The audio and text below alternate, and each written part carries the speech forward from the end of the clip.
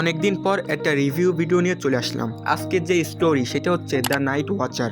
এটা একটা Chinese Manha. Basic ধারণা যদি দিই তো আমাদের মেন ক্যারেক্টার একটা পুলিশ বা গোয়েন্দা টাইপের কিছু একটা ছিল যে মারা যায় এবং অন্য একটা দুনিয়ায় ইশিকাই হয়।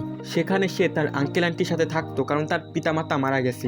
বাট এই যে পিতামাতা মারা গেছে এর পিছনেও কিন্তু বড় একটা কমপ্লেক্স প্লট আছে, সেটা তুমি স্টোরি পড়লেই বুঝতে পারবা।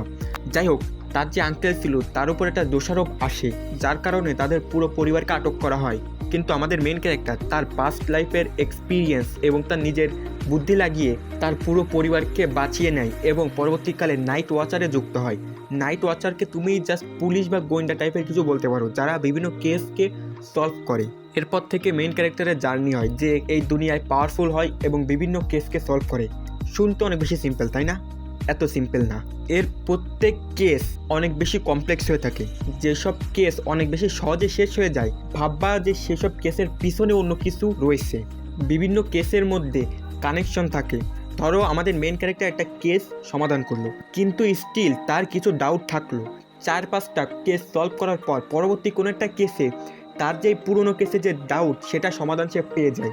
এইভাবে প্রত্যেক কেসের মধ্যে কানেকশন থাকে, অনেক বেশি কমপ্লেক্স বিষয়। এছাড়া মাঝে মাঝে বড় বড় অনেক প্লট টুইস্ট দেখা যায়। এখানে যে আমাদের মেন ক্যারেক্টারই স্মার্ট সেরকম কিছু না, মেন ক্যারেক্টারের থেকেও অনেক বেশি স্মার্ট ক্যারেক্টার আছে। এইখানে যেমন প্লট টুইস্ট আছে সেরকম অ্যাকশনও আছে, ওয়ার্ল্ড বিল্ডিংও অনেক বেশি ভালো। কিন্তু আমি একটা জিনিসই উইশ করতেছি, এই স্টোরিটা ফিউচারে গিয়ে হ্যারাম টাইপের না হয়ে যায়। কিন্তু এই স্টোরিটা অনেক বেশি ভালো, তোমরা চাইলে পড়তে পারো।